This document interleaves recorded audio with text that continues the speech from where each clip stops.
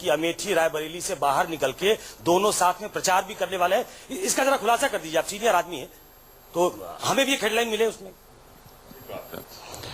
मैं जैसे आपको उत्सुकता है वैसे देश में करोड़ों लोग ये चाहते हैं। मैं कांग्रेसी हूं तो जवाब कौन सा दूं? प्रमोद जी सही जवाब दीजिए, कांग्रेसी जवाब नहीं। नहीं, मैं वही जवाब दे रहा हूं। मेरे बगल पता नहीं आप उनको जानती कि नहीं जानती, मेरे बगल राजीव शुक्ला जी बैठते हैं राज्यसभा में साथ, तो वो जो जवाब देते हैं वही जवाब मैं दे रहा हूं। मैं ये कहना चाहता हूं कि पहले भी वो अमेठी, पहले भी वो रायबरेली और मेरे क्षेत्र में खुद चुनाव प्रचार करने आती, क्योंकि बीच में रास्ता पड़ता है। हमारी सबकी इच्छा है कि पूरे देश में वो करें और हम उस दिन सबसे ज्यादा खुश होंगे जिस दिन वो देश के अंदर आए, पर कब आए ये उनको तय करना है। और जिस दिन आएंगे, सवाल सुकेश का यूपी पर था, क्या पूरे यूपी में डिंपल के साथ मिलकर प्रचार करेंगे? इसकी जानकारी हो सकता है आपको नहीं है, आप नहीं देना चाहते। ये आप कंफर्म करेंगे कि ये जो गठबंधन हुआ है ये प्रियंका गांधी के इंसिस्ट करने पे हुआ है? प्रियंका गांधी ने लीड लिया और उन्होंने अखिलेश यादव से बात की है, ये कंफर्म करेंगे आप? नहीं, मुझे नहीं मालूम, इसकी जानकारी मुझे नहीं है। हमारी तरफ से श्री गुलाम नबी आजाद जी, श्री राज बब्बर जी बात कर रहे थे, प्रियंका जी ने बात की है, इसकी जानकारी मुझे नहीं है। अगर आपको जानकारी हो तो मैं ऐसे इनकार नहीं करता। और कैंपेन के बारे में मुझे नहीं बता पाएंगे? कैंपेन के लिए हम बार बार अनुरोध करेंगे कि वो आए, ज्यादा सक्रिय हों, देश में सक्रिय हो और उत्तर प्रदेश में और ज्यादा सक्रिय हो, इसके लिए ईश्वर से प्रार्थना भी करेंगे और अनुरोध भी करेंगे। और जिस दिन वो करेंगे मुझे मालूम है मेरे साथ कौन खड़ा होगा। इस मंच में बैठा एक आदमी बहुत प्रियंका गांधी जी को इज्जत करता है, वो हमारे साथ जरूर खड़ा हो जाएगा। नहीं, आप चाहते हैं, कांग्रेस चाहती है कि डिंपल यादव और प्रियंका गांधी का साथ प्रचार होना चाहिए महिलाओं के वोट के लिए। कहाँ जा रहे? मेरा जरा पूछिए सवाल। मेरा आग्रह होगा, मेरी आवाज पहुंचा दीजिएगा उन तक।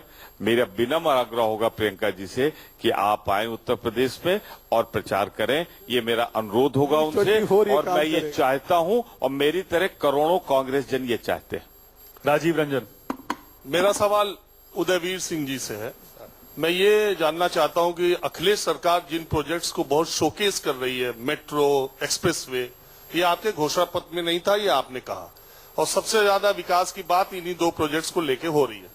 क्या ये सही नहीं है कि 2014 में नरेंद्र मोदी के हाथों करारी शिकस्त खाने के बाद अखिलेश सरकार को लगा कि विकास के एजेंडे पे आना चाहिए और विकास करके ही चुनाव जीता जा सकता है? ये नरेंद्र मोदी ने विवश किया, क्या ये सही नहीं है? ये तकनीकी रूप से ही गलत है। इसलिए गलत है कि जब कोई बड़ा प्रोजेक्ट आप लॉन्च करते हैं, उसकी प्लानिंग होती है, बजटिंग होती है, तमाम तरह की एनओसीज होती हैं। 2014 में अगर हम जागे आपके मुताबिक, तो उसकी एनओसीज वगैरह सब क्लियर कराने में ही पूरा टाइम निकल जाता।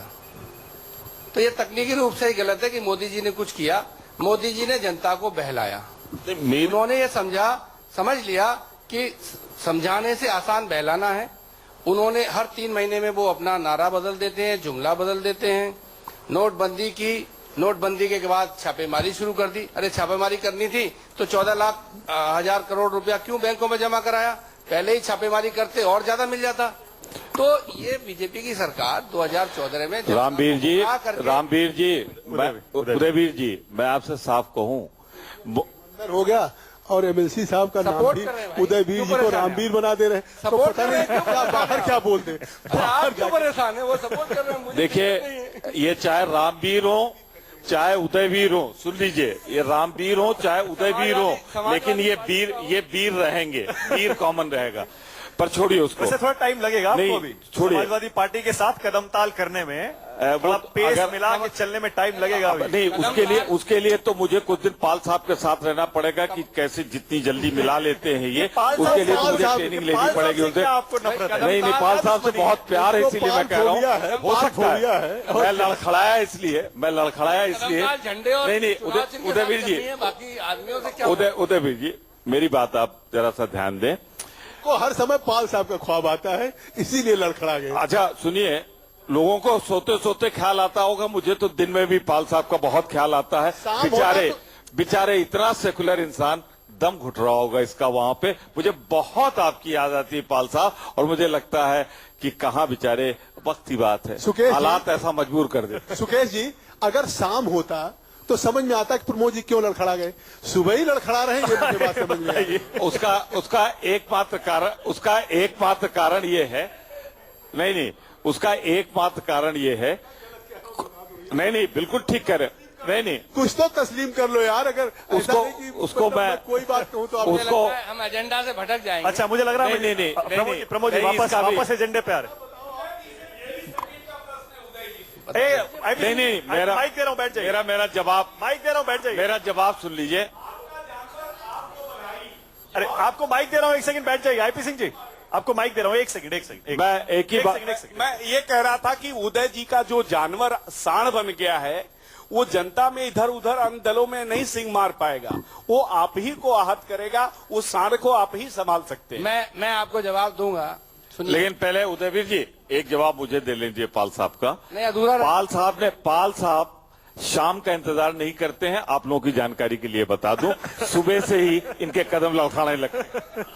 देखिए, जिसको आप हमारा जानवर कह रहे हैं, हमने तो उस पर एक पॉलिटिकल पोजीशन ली है, कंसिस्टेंट। अच्छा, किसकी बात हो रही है उदयवीर जी? नाम बता दीजिए जरा, बहुत देर से इशारों में बात हो रही है। देश के वरिष्ठ नेता कौन है, नाम बता दीजिए। श्री अमर सिंह साहब की बात हो रही है। हाँ ठीक है, अब ठीक है। आज के अखबारों में उनका बयान छपा है, मुझे कहने में कोई संकोच नहीं है, और ऑन रिकॉर्ड हमारी पार्टी ने उनकी जो भी कारगुजारियां थी उन पे पोजीशन ली।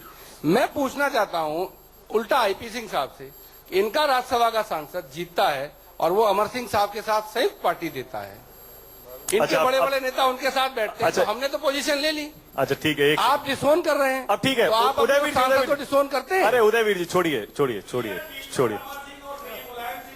आईपी सिंह जी एक सेकंड। जगदम्बिका जी बैठे। मैं ये पूछ रहा हूं जगदम्बिका जी, ऐसा लग रहा है सारी बातों से कि ये जो लड़ाई होने वाली है, ये अखिलेश सरकार के 5 साल के काम में, क्योंकि सवाल हमारा वो ये कौन बदलेगा काया, और मोदी सरकार के 2.5 साल के कार्यकाल में ये लड़ाई होने वाली।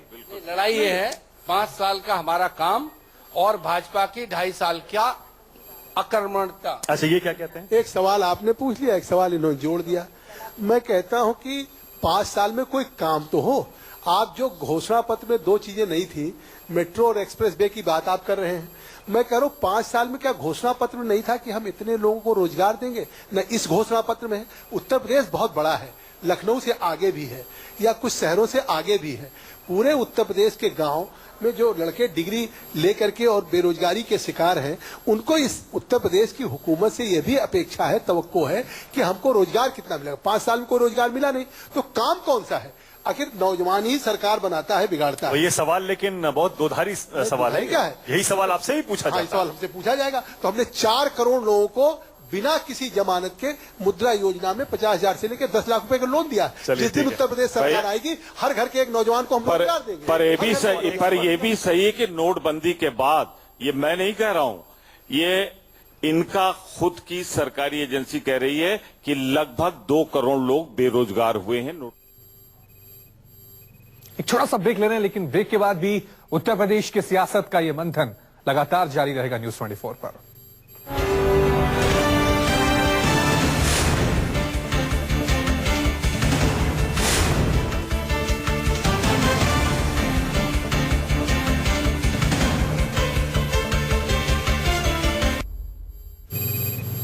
ब्रेक के बाद स्वागत है आपका। चलिए आपको एक बार फिर लिए चलते हैं मंथन उत्तर प्रदेश के महामंच पर।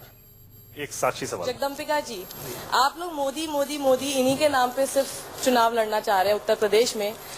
मुख्यमंत्री पद का उम्मीदवार आप लोगों ने अभी तक घोषित नहीं किया है, तो क्या यहीं से होगा या फिर दिल्ली से आएगा? देखिए, आपने बहुत से राज्य हैं, महाराष्ट्र देखा आपने, झारखंड देखा आपने, हरियाणा देखा। ये नहीं कि उत्तर प्रदेश पहला है, हमने इसके पहले तमाम राज्यों में लड़ा। और मोदी मोदी हम नहीं कह रहे। अगर मोदी मोदी जनता कह रही है तो स्वाभाविक है कि मतदाता नहीं, पर वो सीएम तो नहीं बन सकते ना। सीएम नहीं बन सकते। फिर भी हरियाणा में भारतीय जनता पार्टी के नाम पे चुनाव लड़ा, हमारा संगठन लड़ा, मोदी जी के नाम पे लड़े। आज हरियाणा में हमारी सरकार बनी, फिर मुख्यमंत्री हमने तय किया। आप चिंता मत करिए, भारतीय जनता पार्टी को मालूम है, भारतीय जनता पार्टी को मालूम है कि उनका मुख्यमंत्री बनना नहीं है, इसलिए उन्होंने कोई चेहरा नहीं दिया। बहुत बहुत शुक्रिया। मैं कह रहा हूँ कि ये दोनों बोले, जैसे ये दोनों मिल गए, आप अकेले हो गए, चुनाव के बाद भी ये हालत होगी, बहुत होंगे, आप गठबंधन अकेले ही मोदी जी के खौफ से एक हुआ। छोटा सा ब्रेक यहाँ चाहे पर वो लेना समाजवादी पड़ेगा। पार्टी हो चाहे कांग्रेस। लेकिन मंथन के मंच पर पूरा दिन इसी तरह उत्तर प्रदेश की राजनीति के दिग्गज आते रहेंगे और यूपी की राजनीति और चुनाव से जुड़े हर एक मुद्दे पर बेबाकी से बहस होगी। जुड़े रहिए हमारे साथ न्यूज 24 पर। तो छोटा सा ब्रेक ले रहे हैं, ब्रेक के बाद लौटेंगे कुछ और बड़ी खबरों के साथ। देखते रहिए न्यूज 24।